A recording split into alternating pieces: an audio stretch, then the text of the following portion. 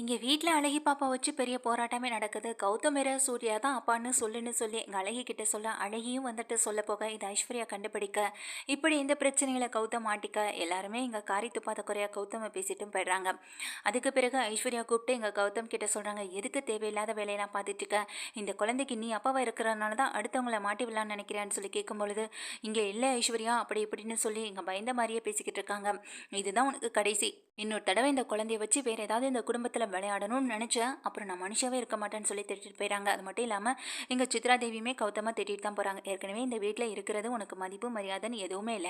இதுல தேவையில்லாம ஏதாவது ஒரு பிளான் பண்றேன்னு சொல்லி கடைசியில என்னையும் சேர்த்து இந்த வீட்ல அசிங்கப்படுத்திக்கிட்டே இருக்கான்னு சொல்லி இப்போ கௌதமா அவங்களுமே திட்டிட்டு போயிடுறாங்க. இதெல்லாம் நடந்துட்டு இருக்க நேரத்துல அடுத்த நாள் காலையில தாத்தா பாட்டி எப்பொழுதுமே இருக்காங்க. அழகி பாப்பாவும் பக்கத்துல தான் உட்காந்துருக்காங்க. அழகி பாப்பாவை உங்களுக்கு ரொம்பவும் பிடிச்சு போயிடுது. ஏன்னா இந்த குட்டி வந்ததுலேருந்து சூப்பரா சந்தோஷமா இவர் இருந்துகிட்டு இருக்காரு. நம்ம வீட்லயும் ஒரு பேரனோ பேத்தியோ பிறந்துட்டாங்கன்னா இதே சந்தோஷம் நம்ம வீட்ல ரொம்ப நாள் நீடிக்கும்ல அப்படின்னு எங்க தாத்தா பாட்டி ரொம்ப ஹாப்பியா இருந்துகிட்டு இருக்காங்க. அப்படி இருந்துட்டு இருக்க நேரத்துல தான் எங்க பாட்டி வந்து என்ன பண்றாங்கன்னா ஒரு நகையை கொண்டு வராங்க.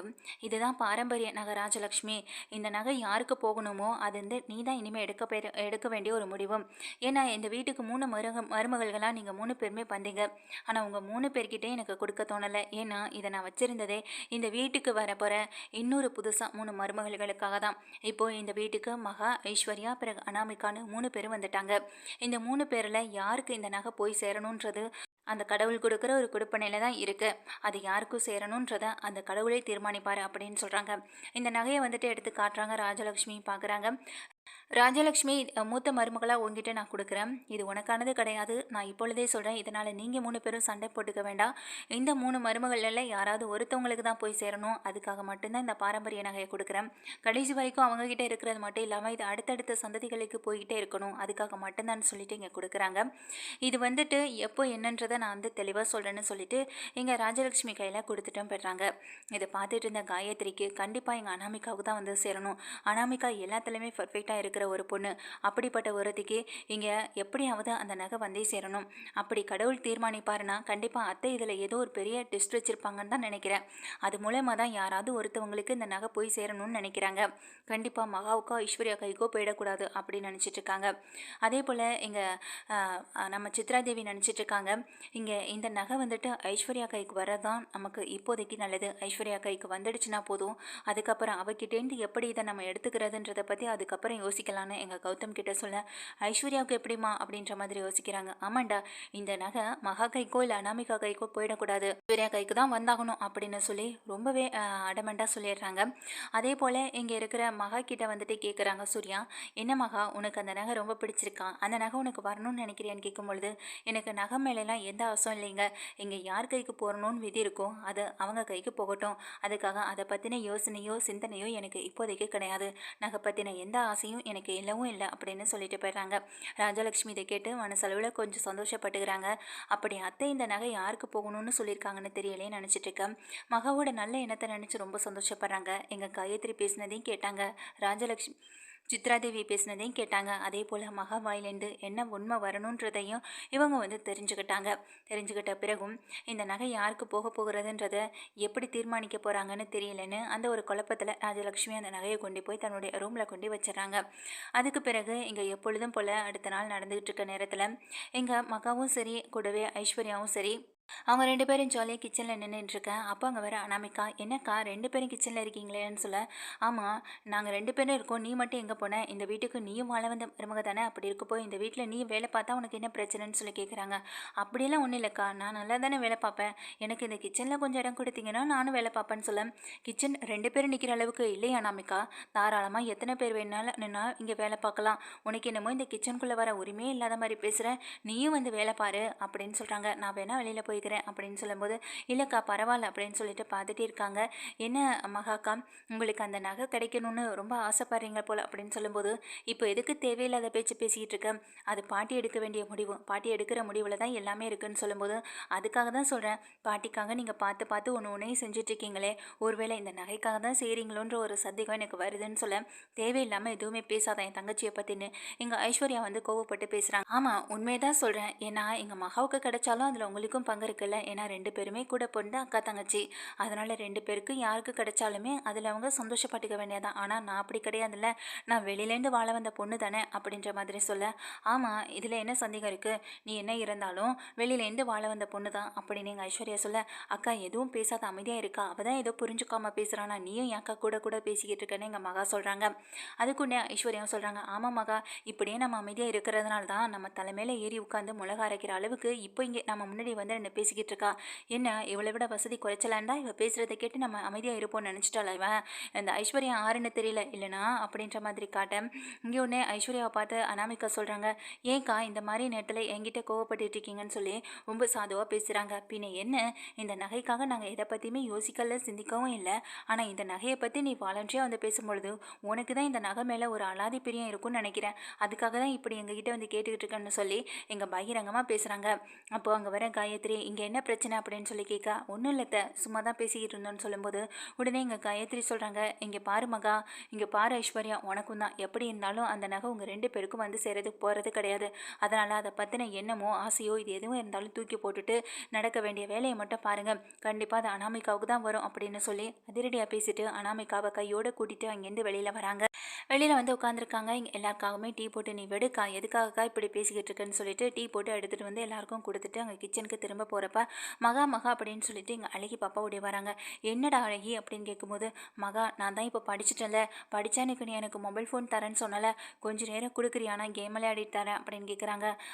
அழகி குட்டி அப்படின்னு சொல்லும்போது, ப்ளீஸ் மகா அப்படின்னு சொல்லி கேட்க, எங்கள் மகாவிட்ட கெஞ்சுறதை பார்த்ததுமே, என்ன மகா பார்த்துட்டு இருக்கா, பாவம் சின்ன குழந்தை தானே, கொஞ்சம் நேரம் தானே கேட்குது கொடு அப்படின்னு சொல்ல, சரின்னு சொல்லிட்டு தன்னுடைய மொபைல் ஃபோனை எடுத்து கொடுக்குறாங்க. அவங்களும் ஹாலில் வந்து உட்காந்து இங்கே கேம் விளையாடிட்டே இருக்கான். இதை பார்த்து எங்கள் சித்ரா தேவி, இந்த விஷயம் நமக்கு தெரியாமல் போயிடுச்சு, இல்லைனா அந்த அந்த குழந்தை அன்னைக்கு நம்மளை பாடாப்படுத்தும் போது ஒரு ஃபோன் எடுத்து கொடுத்துருந்தாலாவது கொஞ்சம் அமைதியாக இருந்திருக்குன்னு சொல்லி யோசிச்சுட்டு இருக்காங்க. ஆனால் அதே நேரம் எங்கள் மகா வந்துட்டு ஒரு டைமிங் தான், அந்த டைமிங்குள்ளே நீ விளையாடிட்டு கொடுத்தணும், அதுக்கப்புறம் ஃபோன் வந்துட்டு யூஸ் பண்ணவே கூடாது, அது உடம்புக்கும் நல்லதில்லை கண்ணுக்கும் நல்லதில்லைன்னு எங்கள் மகா சொன்ன விஷயம் அவங்க மனசுக்குள்ளே ஓடிட்டே இருக்கு. மகா சொன்ன மாதிரி கொஞ்சம் நேரத்தில் விளையாடிட்டு ஃபோனை கொடுத்துருவோம், அதுக்கு பிறகு நம்ம இந்த ஆண்டி கூட விளையாடலாம் அப்படின்னு நினச்சிட்டு எங்கள் அனாமிகாவை பார்த்துட்டு இருக்காங்க.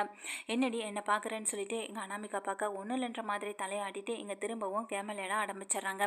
அதுக்கு பிறகு இங்கே எல்லாருமே தன்னுடைய வேலைகளை பார்த்துட்டு கிளம்பிட்டு இருக்க நேரத்தில் அங்கே மகா வந்துட்டு நான் போய் குளிச்சுட்டு வரேன்னு சொல்லிட்டு எங்கள் கிச்சன் வேலையெல்லாம் முடிச்சுட்டு அவங்க குளிக்கிறதுக்காக போக, எங்கள் ஐஸ்வர்யா என்ன பண்ணுறாங்கன்னா, நான் போய் கொஞ்சம் நேரம் ரெஸ்ட் எடுக்கிற அழகி குட்டி, எங்கேயும் போயிடக்கூடாதுன்னு சொல்லிட்டு என்ன பண்ணுறாங்கன்னா ஐஸ்வர்யாவும் மேலே மாடிக்கு ரூமுக்கு போயிடுறாங்க. இதையெல்லாம் கவனிச்சிட்டு இருந்தேன் எங்கள் அனாமிகா என்ன பண்ணுறாங்கன்னா, இப்போ இந்த நேரம் ஆண்டியும் வீட்டில் இல்லை, யாருமே வீட்டில் இல்லை, இந்த அழகி குட்டி வேற இப்போது செல்ஃபோனே கதின்னு மூழ்கி கிடக்கு, இதுதான் நமக்கு சரியான நேரம் அப்படின்னு நினச்சவங்க இங்கே நேராக ராஜலக்ஷ்மியுடைய ரூமுக்கு போகிறாங்க. போகிறவங்க அவங்க அந்த பெட்டியில் வச்சுருக்க அந்த பாரம்பரிய நகை எடுக்கிறாங்க. எடுத்தது மட்டும் இல்லாமல் அதை நேராக எடுத்துகிட்டு வந்து எங்கள் மகாவுடைய ரூம்லேயும் வச்சிடுறாங்க. இப்படி மகாவுடைய ரூம்லேயும் வச்சுட்டு சாதாரணமாக எதுவுமே தெரியாதது போல் இங்கே வந்து உட்காந்துருக்கேன். இங்கே ராஜலக்ஷ்மி வெளியில் கொஞ்சம் நேரம் அமர்ந்து அங்கே ஃபோன் பேசிட்டு உள்ளே வராங்க. உள்ளே வந்தவங்க நேராக ரூமுக்கு போகிறாங்க. ரூமுக்கு போனவங்க அதை எதையுமே கவனிக்கவும் இல்லை, சாதாரணமாக இருந்துட்டு அதை போய் பார்த்தா தானே விஷயமே தெரிய போகுது, அவங்க எப்போதும் போல் ரூமில் தானே இருக்க போகுது அப்படின்ற மாதிரி அந்த யோசனை இல்லாமல் அவங்க வந்துட்டு தன்னுடைய வேலைகளையும் பார்க்க ஆரம்பிக்கிறாங்க. அவங்க வேலைகள்லாம் பார்த்துட்டு அவங்க பாட்டுக்கு இருந்துகிட்டு இருக்கா. அடுத்த நாள் பொழுது விடிஞ்ச கையோடு எங்கள் பாட்டி வந்துட்டு அந்த நகையை கேட்குறாங்க.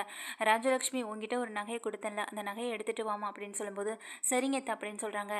எதுக்கு இப்போ அதை கேட்குறீங்கன்னு சித்ரா தேவி எங்கள் பாட்டியை பார்த்து கேட்க, அதுக்கு பாட்டியே சொல்கிறாங்க, நான் தான் சொன்னல, அது யார் கைக்கு போகணும் அப்படின்ற ஒரு தீர்மானத்தை யார் எழுதியிருக்காங்களோ அதுபடி அதை நிறைவேற்றி அதை இன்றைக்கி நடந்து தான் ஆகணும் அப்படின்னு சொல்லும்போது, கண்டிப்பாக இது அனாமிகா கைக்கு வரணும்னு காயத்ரி நினைக்க, இன்னொரு பக்கம் இங்கே நம்ம சித்ரா தேவி வந்து ஐஸ்வர்யாவுக்கு வரணும்னு நினைக்க, இங்கே அனாமிகா நினைக்கிறாங்க, கண்டிப்பாக அந்த நகை அங்கே இருக்க போகிறதில்ல, காணுன்ற ஒரு பதட்டத்தில் எல்லாருமே தேடுவாங்க, கண்டிப்பாக அந்த நகை இங்கே மகா ரூமில் இருக்கிறத பார்த்து எல்லாரும் அதிர்ச்சி அடையணும், அதுக்கு பிறகு அந்த நகை மகா கைக்கும் போகாது, ஐஸ்வர்யா கைக்கும் போகாது, நம்ம கைக்கு தான் வந்தாகும் அப்படின்ற ஒரு எண்ணத்தில் தான் இந்த மாதிரியான ஒரு வேலையை பார்த்துருக்காங்க.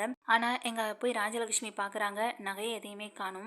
நகையை காணும்னு சொல்லிட்டு இங்கே பதட்டத்தோடு ஓடி வர, அத்தை நகை நான் எப்போதும் வைக்க இடத்துல தான் வச்சா, நான் காணும்னு சொல்லும்போது சூர்யா விஜய்னு சொல்லிட்டு எல்லாருமே தேட ஆரம்பிக்கிறாங்க. அது எப்படி அந்த இடத்த விட்டு போயிருக்குன்னு சொல்லி இங்கே தன்னுடைய அம்மா ரூமை தேடுறாங்க.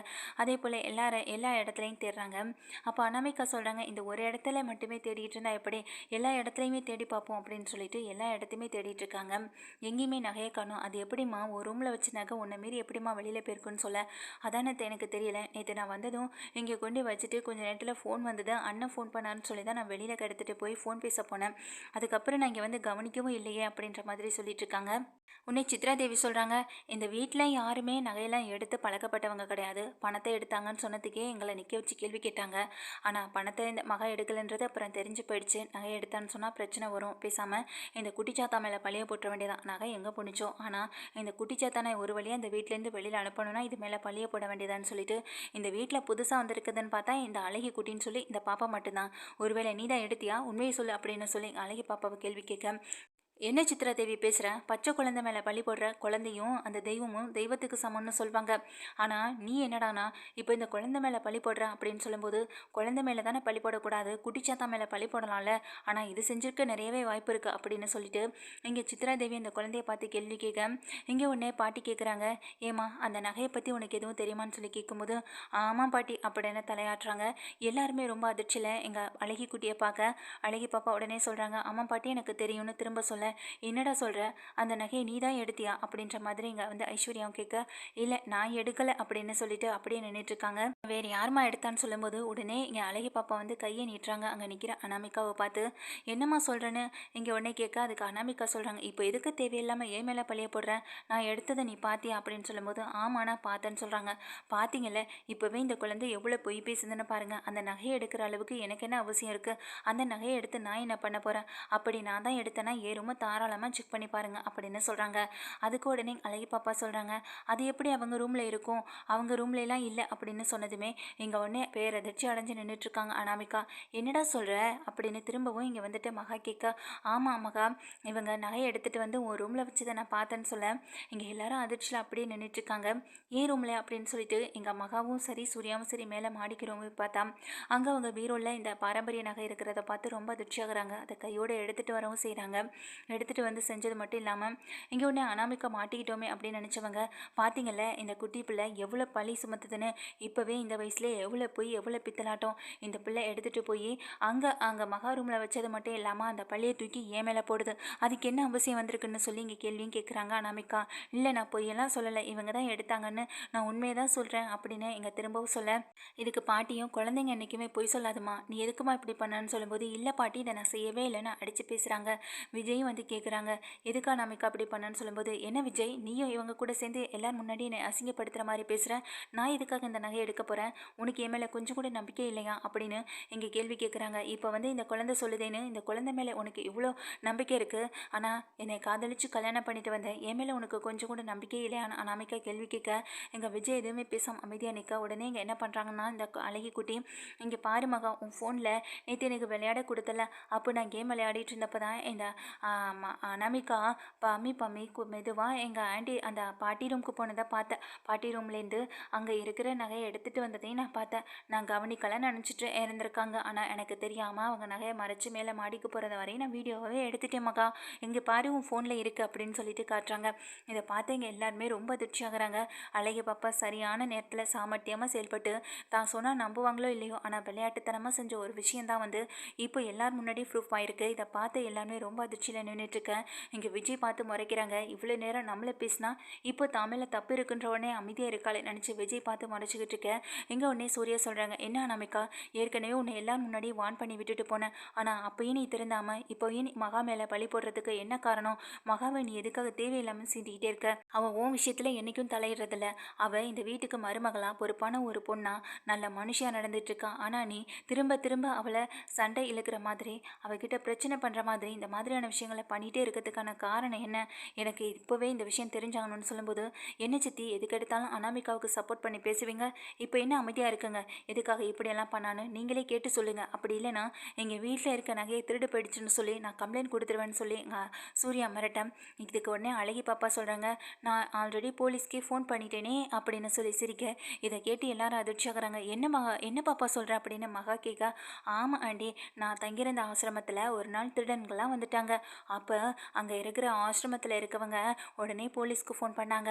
அப்போ தான் சொன்னாங்க, எதுக்கு இப்படி ஃபோன் பண்ணீங்கன்னு அங்கே இருக்க பாட்டிகிட்ட கேட்டப்போ அந்த பாட்டி சொன்னாங்க, தப்பு பண்ணவங்க யாராக இருந்தாலும் சட்டம் ரீதியாக அவங்களுக்கு தண்டனை வாங்கி கொடுத்து தாண்டா ஆகணும். அதனால தான் நாங்கள் போலீஸ்க்கு ஃபோன் பண்ணோன்னு சொன்னாங்க. அதை தான் நானே இப்போ பண்ணேன். அன்னைக்கு பாட்டி சொன்ன மாதிரி இவங்களும் தப்பு பண்ணியிருக்காங்க. தப்பு பண்ணவங்களுக்கு போலீஸ் தானே தண்டனை கொடுத்தாகணும். அதுக்கு தான் நான் போலீஸ்க்கு ஃபோன் பண்ணிட்டேன்னு சொல்ல, என்னம்மா சொல்கிற அப்படின்னு கேட்க, ஆமாம் அன்னைக்கு அவங்க போலீஸ்க்கு ஃபோன் பண்ணதை நானும் பார்த்துட்டு இருந்தேன். இப்போது அவங்களும் இதே போல தான் தப்பு பண்ணியிருக்காங்க. தப்பு பண்ணவங்க யாராக இருந்தாலும் போலீஸ் தண்டனை கொடுக்கணும்ல.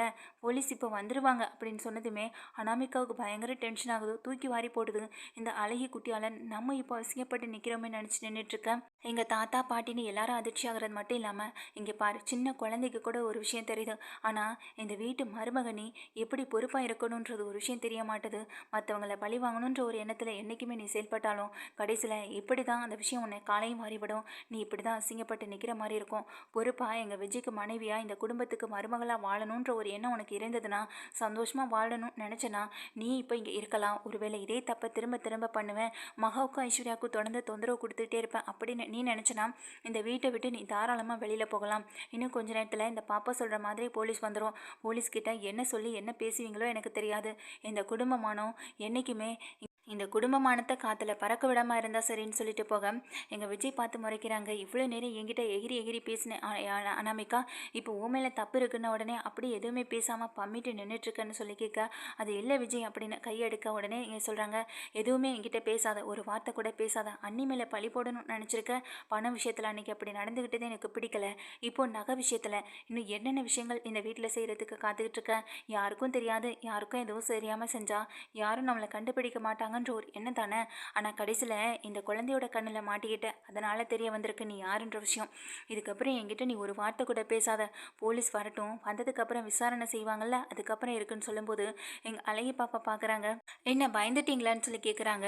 இந்த குட்டி குழந்தைக்கு எவ்வளோ திமிரு அப்படின்ற மாதிரி சித்ரா தேவியும் பார்க்க, என்ன அனாமிகா இந்த விஷயத்தை என்கிட்ட சொல்லியிருந்தாலாவது நான் ஏதாவது செஞ்சுருப்பேன்னு சொல்லும்போது, ஆமாம் இப்படி தான் இன்றைக்கி பண விஷயத்துலையும் நீங்கள் மாட்டிக்கிட்டீங்க. பணத்தை எல்லாம் ஐஸ்வர்யா எடுத்து வச்சுக்கிட்டான்னு ஒரே புலம்புனீங்க. அதே போல் இந்த நகை விஷயத்தில் நடந்துருமோன்ற ஒரு பயத்தில் தான் உங்ககிட்ட நான் எதுவுமே சொல்லலை. கடைசியில் இந்த குழந்தையால் நம்ம மாட்டிக்க வேண்டிய நிலைமைக்கு வந்துட்டோமே அப்படின்னு நினச்சிட்டு நீங்கள் அந்த குழந்தைய பார்த்து மறைக்க, அந்த குழந்தை சிரிச்சுக்கிட்டே அந்த இடத்துலேருந்து நைஸாக அங்கேருந்து மகா ரூமுக்கு கிளம்பி ஓட பார்க்குது. இதையெல்லாம் பார்த்து எங்கள் அனாமிகாவுக்கு எதுவுமே பேச முடியல. வீட்டில் இருக்க மொத்த பேருமே எங்கள் அனாமிகாவையும் சரி ரொம்ப பயங்கரமாக திட்டிட்டும் போகிறாங்க. இதுக்கப்புறம் இந்த வீட்டில் எந்த விஷயம் செய்கிறதா இருந்தாலும் பார்த்து தான் செய்யணும். ஒருவேளை என்ன தான் செஞ்சாலும் கடைசியில் இந்த வீட்டில் இருக்கவங்க எல்லாருக்கும் நம்ம மேலே மட்டும்தான் சந்தேகம் வரும். என்ன பண்ணுறதுன்னு தெரியாமல் எங்கள் அனாமிகா தவிச்சு போய் நின்றுட்டுருக்க. ஒட்டுமொத்த பேரலையும் அசிங்கப்பட்டதில்லை. இப்போது இங்கே விஜய் வேற இப்படி திட்டிட்டு போன நினச்சி ரொம்ப வருத்தப்படுறாங்க. கூடவே அங்கே நிற்கிற காயத்ரிக்கும் இங்கே அனாமிகா மேலே ஒரு வெறுப்பு வந்தது போல் அந்த இடத்த விட்டு அனாமிகாவை திட்டிட்டு அங்கேருந்து போயிடுறாங்க. எல்லாம் இந்த வீட்டுக்கு வந்து அழகி குட்டியால் தான் நினச்சிட்டு இருக்கப்போ அங்கே போகிற அழகி குட்டி மேலே மாடியில் உட்காந்து அங்கே இருந்துட்டுருக்கப்போ அங்கே தான் வந்து பக்கத்தில் வந்து மகாசூரியன் 2 பேருமே அந்த குழந்தைய கொஞ்சிட்டு, நீ பண்ண ஒரு விஷயத்தால் இப்போ எவ்வளோ பெரிய பிரச்சனைன்னு இவங்க தப்பிச்சிருக்காங்க தெரியுமான்னு சொல்லும்போது, ஓ தெரியுமே அப்படின்னு சொல்லும்போது இங்கே அதுக்கு சூர்யா ரொம்ப சந்தோஷப்படுறாங்க. இந்த சின்ன வயசில் இந்த குழந்தை எவ்வளோ ஒரு சுறுசுறுப்பாக இருந்தாலும் சுட்டித்தனமாக இருந்தாலும் இன்னொரு பக்கம் பொறுப்பாகவும் இருக்குது அப்படின்ற மாதிரி சொல்ல, இந்த குழந்தைகிட்டேருந்து கற்றுக்க வேண்டிய விஷயமே நிறைய இருக்குல்ல மகான்னு சொல்லி 2 பேரும் அந்த குழந்தையை தூக்கி வச்சு கொண்டாட குறையா நல்ல விதமாக பேசிக்கிட்டு இருக்க. அப்போ மனசளவில் அந்த அழகியும் நினைக்கிறாங்க, மகாவுக்கு மட்டும் இல்லை இந்த வீட்டில் இருக்க யாருக்கும் யாராலையும் எந்த கஷ்டமும் வராமல் பார்த்துக்கிறது தான் என்னுடைய வேலையை அப்படின்னு மனசளவில் அங்கே நினச்சிட்டு அந்த குட்டி குழந்தை எல்லாருக்கிட்டையும் ரொம்ப சந்தோஷமாக இருக்குது. இதையெல்லாம் பார்த்த மகாவுக்கு ஒரு பக்கம் பயங்கர ஹாப்பியாக இருக்குது. எதுக்காக இந்த அழகி குட்டியை நம்மளே வச்சுக்கக்கூடாது? ஒருவேளை இந்த வீட்டில் இருக்க யாரோட குழந்தையாக இருந்தாலும் சரி இந்த அழகியை நம்மளே வளர்த்துக்கலாம். அழகி பாப்பா நம்ம கூட இருக்கிறது ரொம்ப பெரிய பலமாகவும் இருக்குது. அதுவும் இல்லாமல் ரொம்ப தைரியமாகவும் சந்தோஷமாகவும் இருக்குது. இந்த சந்தோஷங்களுக்கு கடைசி வரையும் நிலைக்குமா கடவுளே? இந்த அழகி பாப்பா ஒருவேளை இவருடைய குழந்தையாக இருந்தாலும் என்னால் அதை ஏற்றுக்கிறதுக்கான பக்குவத்தையும் மனப்பான்மையும் கொடு அப்படின்னு சொல்லி இங்கே கடவுள்கிட்ட மனசுக்குள்ளே வேண்டிகிட்டு இருக்காங்க. அதே போல் சூர்யாவும் நினைக்கிறாங்க, இந்த அழகி பாப்பா நம்ம கூட இருந்தாலும் நமக்கு இன்னொரு குழந்தை பிறந்தாலும் இந்த அழகியை நம்ம முதல் குழந்தையாக பார்த்துக்க முடியுமா? அதுக்கு இடையில இந்த குழந்தையை தேடி யாரும் வந்துடக்கூடாது. இந்த வீட்டில் இருக்கவங்க தான் அப்பான்னு யாரோ சொல்லிகிட்டே இருக்காங்க. அப்படிப்பட்டவங்க யாராக இருந்தாலும் இந்த குழந்தைய மனசார நானும் எங்கள் மகாவும் நல்லா வளர்ப்போன்ற மாதிரி அதே நினைப்போட தான் சூர்யாவும் இருந்துட்டுருக்காங்க.